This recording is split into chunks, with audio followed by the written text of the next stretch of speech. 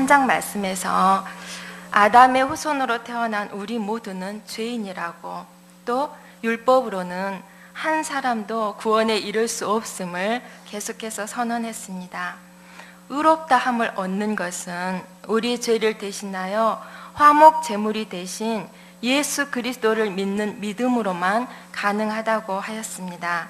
그것은 신약시대 우리에게만 주어진 세계가 아니라 시대를 훨씬 뛰어넘어서 아브라함 시대에도 동일했음을 오늘 4장 말씀이 우리 가운데 보여줍니다.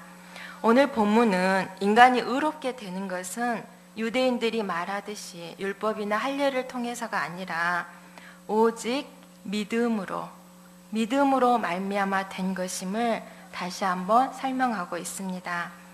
유대인들이 가장 존경하고 또 최고의 조상으로 생각했던 아브라함을 예로 들어서 바울은 설명해 주고 있습니다. 우리는 아브라함 하면 어떤 생각이 드시나요? 하나님이 그 믿음을 인정하시고 열국의 아비로 세워주신 위대한 믿음의 거장을 떠올립니다. 그러나 우리 믿는 모든 자들의 조상이라 할 수 있는 위대한 믿음의 사람 아브라함조차도 그 행위가 하나님 앞에서는 하나도 자랑할 것이 없다는 것입니다. 오직 하나님을 믿음으로 의롭다고 여김받은 것이라고 말하고 있습니다. 아브라함이 하나님을 믿음에 그것이 그에게 의로 여겨진 바 되었느니라 3절에 말씀하고 있습니다. 시대를 막론하고 하나님을 어떤 속에서도 믿고 따르는 것이 믿음이며 또 의롭다 칭해 주시는 구원의 유일한 조건이 됩니다. 우리의 모습이 완전해서가 아니라 오늘도 우리가 하나님을 믿기 때문에 하나님 앞에 나와서 우리의 마음을 들여 찬양하고 또 하나님이 주시는 말씀을 듣고 또 우리의 마음의 소원을 기도로 아뢰 드리는 이 예배 행위 자체를 하나님께서 의롭다 또 기뻐하시는 사람이다. 하나님께서 우리를 그렇게 인정해 주신다는 것입니다.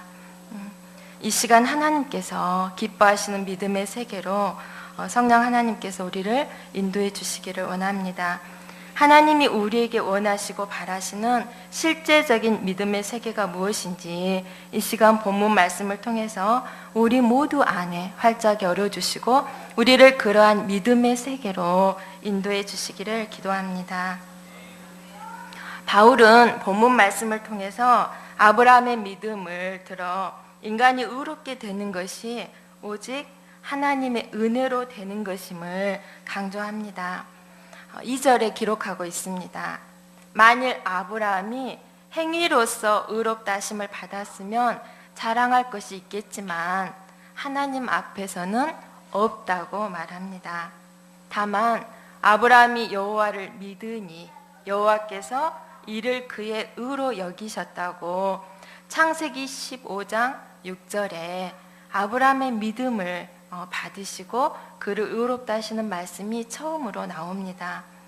하나님이 아브라함을 부르실 때는 할례도 율법도 받기 훨씬 이전의 일입니다. 본문은 신약의 성도들뿐만 아니라 구약의 아브라함도 행위가 아닌 믿음으로 의롭다 칭함받은 사실을 확실히 말해주고 있습니다. 이는 아브라함도 우리와 똑같은 죄인이라는 의미입니다. 우리와 똑같이 허물 많고 연약한 자였지만 하나님을 끝까지 믿어드리는 그 믿음 때문에 하나님은 아브라함을 의롭다 칭해 주시고 모든 믿는 자들의 아버지, 조상으로 삼아 주신 것입니다.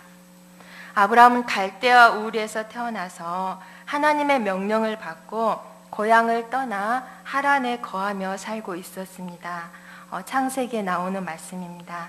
그런 아브라함을 하나님은 다시 부르시고 복 주실 것을 그 인생 가운데 약속해 주셨습니다. 이때가 아브라함의 나이 75세였습니다. 그의 형편으로는 도저히 순종하기 어려운 말씀이었습니다. 목적지도 분명하지 않았고 축복의 내용도 아브라함의 형편과는 너무나 거리가 먼 것이었습니다. 너의 고향과 친척과 아버지의 집을 떠나 내가 네게 보여줄 땅으로 가라. 내가 너로 큰 민족을 이루고 내게 복을 주어 내 이름을 창대하게 하리니 너는 복이 될지라.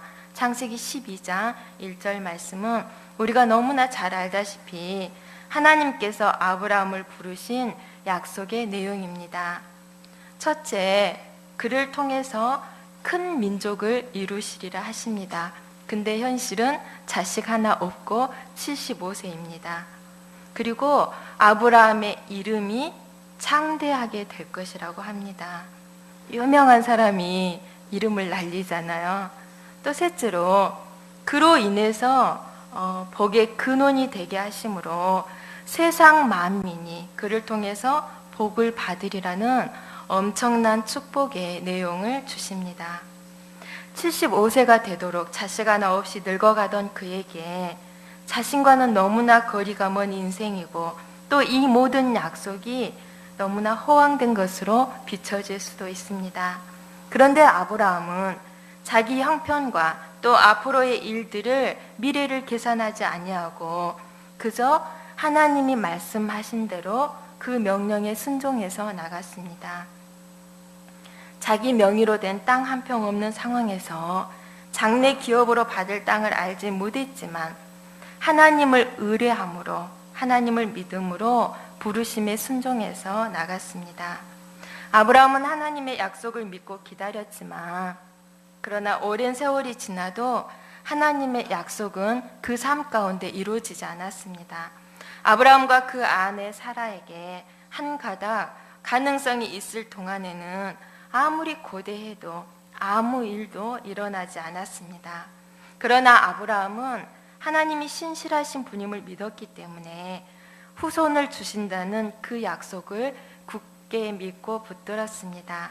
그는 하나님의 약속이 반드시 이루어지리라 믿고 하나님이 일하실 때를 꿈꾸었습니다. 그렇게 10년의 세월이 지난 뒤에, 그러니까 얼마나 오래 기다렸어요. 대단한 믿음이죠. 하나님은 10년의 세월이 지난 뒤에 드디어 아브라함에게 나타나 말씀하십니다. 아브라함아, 두려워하지 말라. 나는 내 방패요 너의 지극히 큰 상급이니라. 그러자 아브라함은 하나님, 그건 알겠는데요, 주 여호와여, 내게 도대체 무엇을 주시겠습니까? 자식 하나라도 씨를 주셔야지 그를 통해서 이 일들이 이루어지잖아요. 하나님께 물었어요. 이에 하나님은 내 몸에서 날 자가 내 상속자가 되리라. 다시 이렇게 말씀하시며 후손에 대한 약속을 상기시켜 주셨습니다. 그러나 여러분 생각해 보십시오. 이때 아브라함의 나이가 85세예요. 사라는 75세로 더 이상 자식을 기대조차 할 수 없는 나이입니다. 하나님이 하신 축복의 말씀들을 어떻게 이루신다는 것인지 실현 가능성이 전혀 없는 말씀을 하나님은 하고 계셔요. 그러나 하나님은 인간에게서 모든 소망이 끊어진 때 하나님은 아브라함을 밖으로 이끌고 나가셔서 깜깜한 밤하늘의 별을 가리키며 말씀하십니다. 아브라함아, 하늘을 우러러 무별을 셀 수 있나 봐라. 까만 하늘에 보석처럼 총총이 박힌 무수한 별들을 가리키시면서 아브라함, 내 자손이 바로 이같이 많게 될 거야. 그렇게 말씀하십니다. 우리 지은 사모처럼 아브라함의 아내 사라 뱃속에 아기를 가지고 있는 것도 아닙니다. 아직도 언제 현실로 주어질지 전혀 예측할 수 없는 미래의 약속일 뿐입니다. 하나님만을 전적으로 신뢰하지 않는다면 도저히 믿을 수 없고 붙들 수 없는 약속입니다. 그런데 놀랍게도 아브라함이 여호와를 믿으니 그랬습니다. 여호와를 믿었습니다. 하나님을 믿었어요. 아브라함이 여호와께서 이를 그의 의로 여기셨다고 창세기 15장 6절에 성경은 기록하고 있습니다. 그동안 아브라함이 온전히 믿음이 충만한 상태에서 늘 살았던 것은 아니었습니다. 우리도 살아가면서 어려운 일도 당하고 또 예배 드릴 때는 믿음이 충만한데 다시 또 집에 가서 전쟁을 치를 때는 믿음이 하나도 없어지는 것 같잖아요. 아브라함 역시 마찬가지였어요. 하나님의 약속을 따라왔지만 아는이 한 사람 없는 이방 땅에서 살아가면서 어려움도 수없이 겪었습니다. 하나님보다 상황이 두려울 때는 정말 돌이키기 힘든 실수도 많이 했습니다. 기근이 심해서 애굽으로 피해서 내려갔는데 아내 사라를 누이라 속여 애굽의 바로 왕에게 빼앗긴 정말 수치스러운 일도 있었고, 하나님의 약속을 자신의 방법으로 이루려 하다가 여종 하갈을 통해서 이스마엘을 낳기도 했습니다. 하나님을 온전히 신뢰하지 못할 때 아브라함일지라도 우리와 똑같이 얼마나 연약한 존재인가를 보여주고 있습니다. 이렇게 하나님만을 매 순간 바라보지 않으면 우리 인간은 스스로 믿음을 지켜낼 수가 없습니다. 어느 누구라 해도 마찬가지일 것 같아요. 그러나 이렇게 볼 때 우리에게는 소망이 없잖아요. 그러나 연약한 우리를 포기하지 않으시는 하나님의 사랑이 연약하고 실패한 순간마다 아브라함을 찾아와 도우시며 보호하심으로 온전한 믿음의 사람으로 빚어가셨습니다. 하나님의 열심이, 하나님의 사랑이 우리를 그런 믿음의 사람으로 만들어 가시기 때문에 저는 소망을 갖습니다. 오늘 또 하나님은 이 믿음의 발자취를 따라가게 하시고자 우리 모든 삶에서 우리를 도우시며 살아 역사하고 계심을 믿습니다. 아브라함의 위대한 점은 인간의 상식으로는 도저히 불가능한 중에도 하나님이 말씀하시면 전혀 의심을 하지 않고 믿음으로 반응했습니다. 아브라함이 여호와를 믿으니 여호와께서 이를 그의 의로 여기셨다고 성경은 증거합니다. 아브라함은 자신이 믿는 하나님을 제대로 알고 믿었습니다. 하나님의 약속을 따라 살면서 현실은 너무나 거리가 멀지라도 일상의 모든 삶에서 그는 하나님께 시선을 고정하고 그분만 바라보았습니다. 멀리 계신 관념 속의 하나님이 아니라 그의 삶의 모든 생활과 마음을 송두리째 차지하고 그와 함께 걷고 함께 호흡하시는 살아계신 하나님으로 그 삶의 중심에 계셨습니다. 아브라함은 나이 99세에 비로소 내년 이맘때 사라를 통해 아들을 낳으리라는 실제적인 약속을 받습니다. 이때 그의 아내 사라 역시 89세로 이미 신체적으로는 자식을 낳을 만한 능력을 상실한 때입니다. 도저히 아이를 낳을 수가 없는 때죠. 그들 형편으로는 도저히 있을 수 없는 불가능한 일이었습니다. 그 누가 들어도 믿을 수 없는 일입니다. 그러나 아브라함은 그 언약을 실제로 이루실 하나님을 믿고 신뢰했습니다. 있을 수도 없고 바랄 수도 없는 일을 그는 그대로 믿었습니다. 왜입니까? 말씀하신 분이 하나님이시기 때문에 그랬습니다. 말씀하신 분이 하나님이시기에 자신들은 죽은 자와 같이 아무런 소망이 없을지라도 하나님이 친히 일하실 것을 그는 믿어드렸습니다. 우리가 어떤 속에서도 이 하나님을 믿어드릴 때 하나님이 우리 안에 무엇을 이루지 못하시겠습니까? 없는 것을 있는 것처럼 무에서 유를 탄생시키신 창조주 하나님이 바로 우리가 아버지로 믿고 섬기는 우리 하나님이십니다.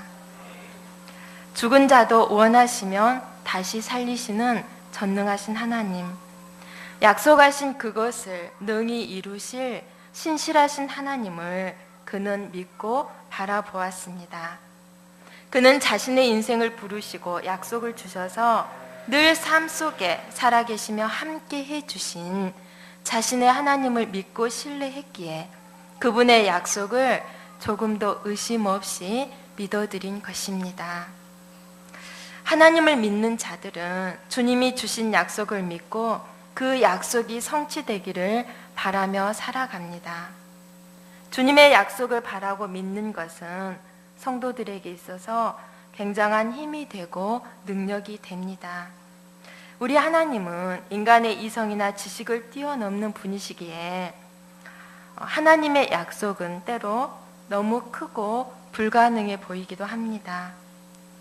아무것도 없는 가운데 주님의 공급하심과 위로를 바라고 기대하는 것, 또 인간이 줄 수 없는 기쁨과 평강을 소망하고 누리며 살아가는 것, 또 성경에 약속된 그 모든 것들이 믿음 안에서 하나님을 믿는 약속의 자녀들이 바라고 누려가는 축복의 삶입니다. 오늘날 우리도 이 하나님을 믿을 때 성경에 약속된 모든 축복의 세계가 오늘 우리 실제 삶에서 경험하게 되는 것을 믿습니다. 바울은 아브라함이 하나님께서 그에게 약속하신 것을 능히 이루실 줄로 확신했다고 했습니다. 18절에서 21절 말씀입니다. 우리 함께 읽겠습니다. 18절에서 21절입니다. 시작. 아브라함이 바랄 수 없는 중에 바라고 믿었으니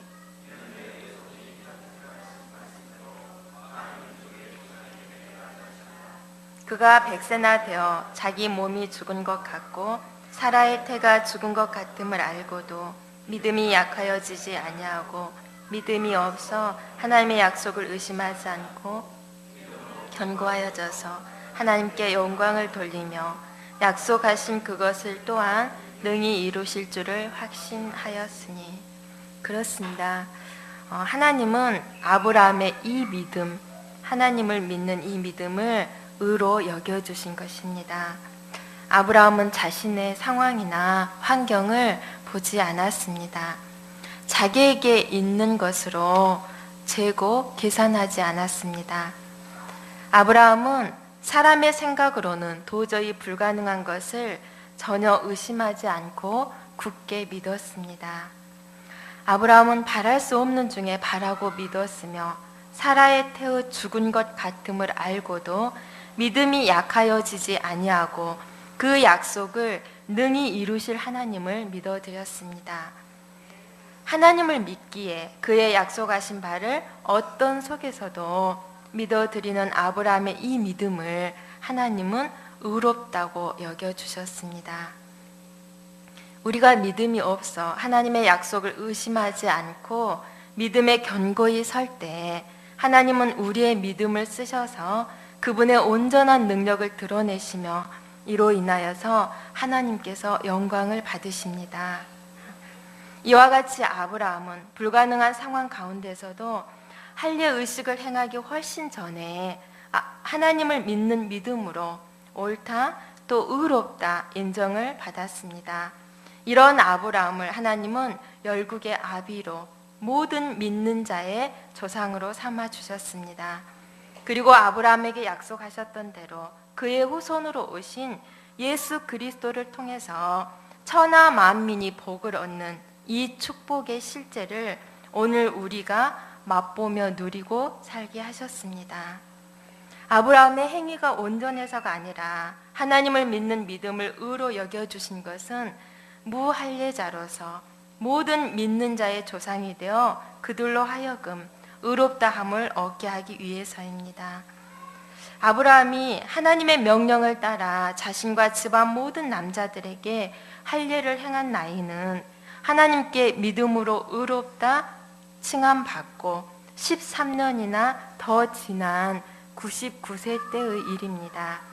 하나님은 아브라함과 그 자손들을 당신의 백성으로 삼으시고 친히 그들의 하나님 되시기로 할례를 통하여서 언약을 확증해 주신 것입니다. 이것이 할례의 진정한 의미입니다. 그러니까 아브라함이 할례를 받기 훨씬 이전 무할례 시에 하나님은 아브라함의 믿음을 보시고 그를 의롭다 하셨습니다. 그가 할례표를 받은 것은 무할례 시에 믿음으로 된 의를 인쳐 주신 것입니다. 9절에서 11절에 이를 설명하고 있습니다. 그런즉 이 복이 할례자에게냐 혹은 무할례자에게도냐 무릇 우리가 말하기를 아브라함에게는 그 믿음이 의로 여겨졌다 하노라. 그런즉 그것이 어떻게 여겨졌느냐? 할례시냐 무할례시냐? 할례시가 아니요 무할례시니라. 그가 할례표를 받은 것은 무할례시에 믿음으로 된 의를 인친 것이니 이는 무할례자로서 믿는 모든 자의 조상이 되어 그들도 의로 여기심을 얻게 하려 하심이라. 여기에서 인쳤다는 것은 하나님이 도장을 찍어 주셨다는 것입니다. 즉 할례를 받아야 구원을 받는 것이 아니라 할례는 믿음에 대한 외형적인 표식이라는 것입니다. 신약 시대를 사는 우리 성도들이 받는 세례도 동일한 의미입니다. 하나님에 대한 믿음을 할례나 세례의 형식을 통하여서 만민 앞에서 선포하여 그 믿음, 하나님을 믿는 믿음을 더욱 공고하게 인쳐주는 것, 그것이 믿음으로 된 의에 인을 쳐주시는 것입니다. 그러므로 아브라함은 할례받지 않은 자들의 조상이며 동시에 할례받은 자들의 조상이기도 합니다. 중요한 것은 할례를 받고 안 받고가 중요한 게 아니라 아브라함처럼 믿음으로 사는 자가 진정으로 하나님의 친백성이요 아브라함의 모든 유업을 누릴 후손이라고 하십니다. 12절과 13절에 말씀하십니다. 함께 읽을까요? 12절 13절입니다. 시작. 또한 할례자의 조상이 되었느니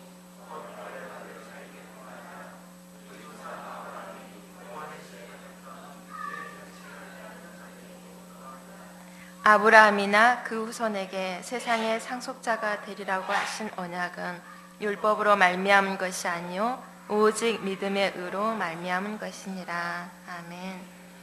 아브라함이 믿음으로 살았던 것처럼 믿음으로 이 길을 따라가는 자에게 아브라함의 후손이라 하시며 그들이 누릴 축복에 대해서 하나님은 말씀하십니다. 창세기 22장 17절과 18절인데요. 이런 말씀입니다. 내가 네게 큰 복을 주고 내 씨로 크게 성하여 하늘의 별과 같고 바닷가의 모래와 같게 하리니 내 씨가 그 대적의 문을 얻으리라. 또 내 씨로 말미암아 천하 만민이 복을 얻으리니 이는 내가 나의 말을 준행하였음이니라. 아멘. 아브라함의 믿음을 쫓아 믿음으로 산 자들이 하나님의 약속의 기업을 아브라함처럼 동일하게 누리게 되리라 약속하십니다. 바로 우리 죄인들을 구원하러 오신 내 씨라 하셨던 예수 그리스도로 말미암아 구원을 얻고 천국의 기업을 약속받은 믿음의 자녀들이라 하십니다. 여러분은 믿음으로 사는 아브라함의 후손이십니까? 아멘. 그죠? 이렇게 하나님을 사모하여서 믿고 나와서 이 시간까지도 하나님 앞에 예배하는 우리 모두는 아브라함의 후손입니다. 갈라디아서 3장 29절 기억하시죠? 아브라함 목사님께서 평소 우리에게 어찌나 강조하셨던지 우리 교회 식구들은 이 말씀이 마음판에 박혀 있을 것 같아요.